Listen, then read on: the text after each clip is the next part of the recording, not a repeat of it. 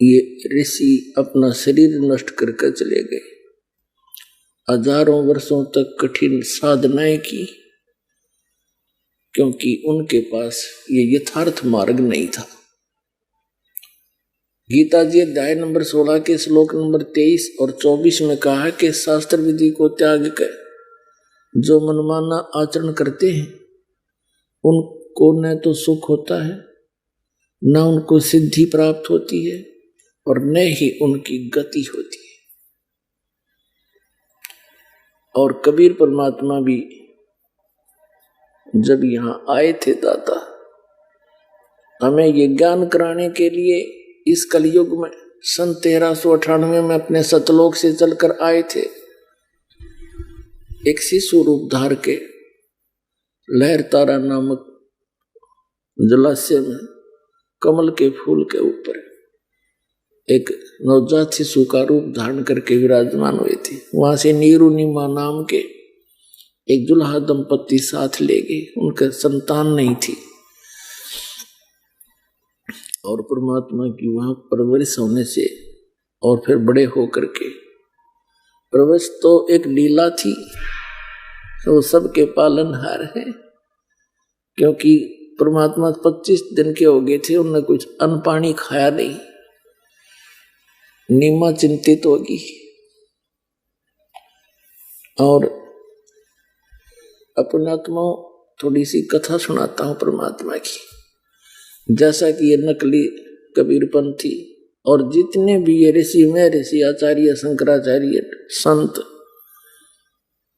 और जो वेदों और गीता को और पुराणों को और कबीर साहिब की वाणी को सच मानते हैं और ये भी परमात्मा को निराकार बताते हैं कि परमात्मा निराकार है, कहीं एक स्थान पर नहीं है।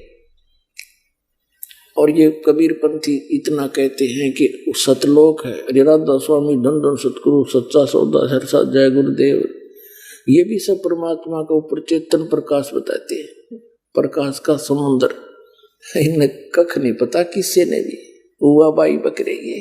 अभी तो आप जी ने देखा यथार्थ प्रमाण पवित्र कबीर सागर में इस आध्यात्मिक ज्ञान चर्चा के माध्यम से ये संत क्या बताते हैं, इनका क्या अपनी सोच है। ये कबीर साहब की वाणी नहीं समझ में आई, उसमें स्पष्ट लिखा है कि परमात्मा वहां एक गुम्मट के अंदर बहुत बड़े गुम्बद में और सिंहासन के ऊपर राजा के समान विराजमान, उसके सिर पे मुकुट है, छत्र है और वहां से सब ब्रह्मांडों का संचालन करता है।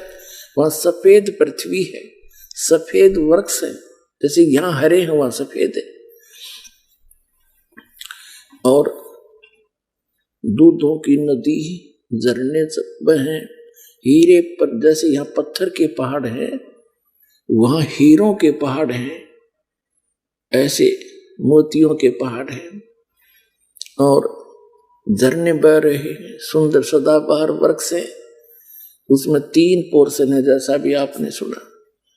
फर्स्ट पोर्शन में बाह्य भाग में ये पहाड़ हैं, बहुत बड़े सुंदर सदाबहार फलदार वृक्ष है और सभी मेवा उपलब्ध है सदाबहार, कभी किसी चीज का अभाव नहीं है।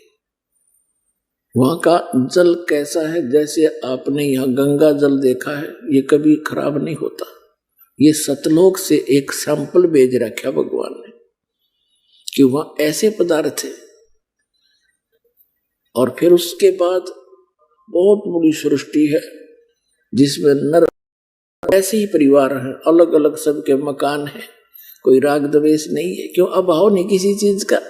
सबके आंगनों में फलदार वृक्ष, फलदार मेवा, काजू और अमृत सरोवर छोटे छोटे सबके भरे। जैसे हमारी एक वृत्ति है यहाँ मन की, जिसके पास 2 पैसे हो जाएंगे बड़ी तक कोठी बनावेगा, आगे पार्क बनावेगा, उसमें फिर झूले झाले लावेगा, फिर एक स्नान के लिए एक टैंक बनावेगा और फिर और भी घनी जगह है तो उसमें साग सब्जी के लिए और पपीते सपीते कुछ फल फ्रूट भी लगावेगा। तो ये तो एक डुप्लीकेट सा काम है। वहां एज इट इज हम देख कर आए थे, जिसको आज हम यहाँ चित्रार्थ करने की कुचेष्टा कर रहे, वो है ही नहीं वो वस्तु।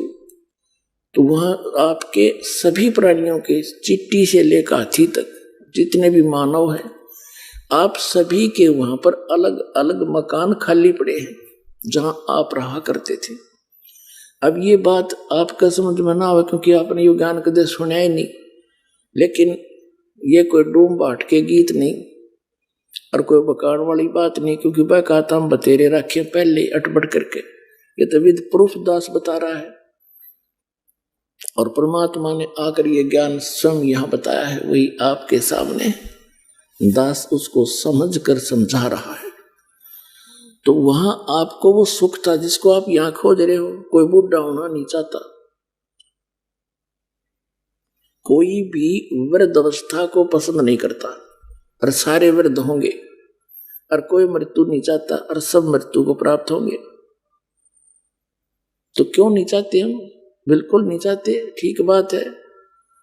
देख बालक कैसा शरीर, युवा होने के बाद कितना अच्छा शरीर, और बुढ़ा में पाचा सकलते भी डर लग गए, दर्पण देख लेते, और फिर मरना, सारा साजबाज सारी उम्र जोड़िया और सारे बालक बच्चे हो गए, इनमें जी लाग रहा, और फिर नौका मारो इसने 1 मिनट में मृत्यु।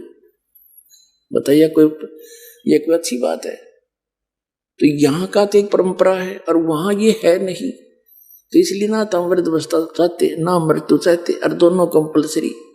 तो ये तो सतलोक में होगा, आपको वहां चलो, अब समय आ गया वहां चलने का, कति बिल्कुल आसानी से